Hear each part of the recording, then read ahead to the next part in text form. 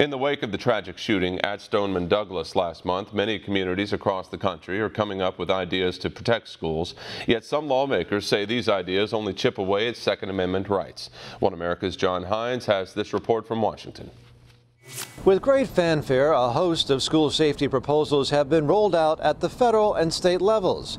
Yet many of these measures are unlikely to prevent future mass shootings, according to the Crime Prevention Research Center. We're in a very frustrating time. Gun control advocates are painted as people who care, who want to try to do something, but the proposals that they're putting forward would be useless at best and harmful in many cases. To go and push things like background checks on private transfers of guns. There's not one mass public shooting this century that would have been stopped. Going and banning certain guns by the way they look or their names or things like that is nonsensical. Which has been tried before and which many studies have shown have had little effect, says the Research Center's president, John Lott. But Lott says we do have a template of what can deter violence like that in Florida. But we do know something that would work, and that is Florida is yet another example of a mass public shooting that took place in areas where victims weren't able to defend themselves, these so-called gun-free zones.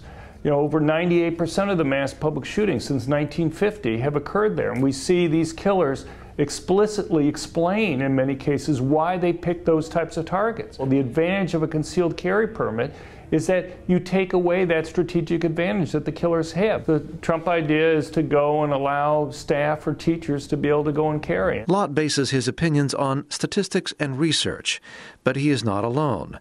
Many conservatives in Congress, like Texas Congressman Brian Babin, agree that guns in the right hands may make schools safer.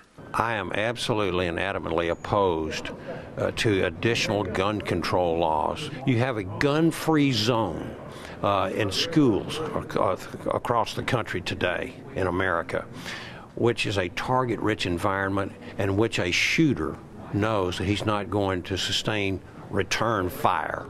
And so it is absolutely imperative that we have armed individuals. Lott of the Crime Prevention Research Center also says that the median age of mass shooters in America is 32, which means a 21-year-old age limit on gun purchases would be unlikely to be effective. John Hines, One America News, Washington.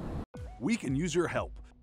Call your cable provider and kindly demand that One America News is added to your lineup. Call today.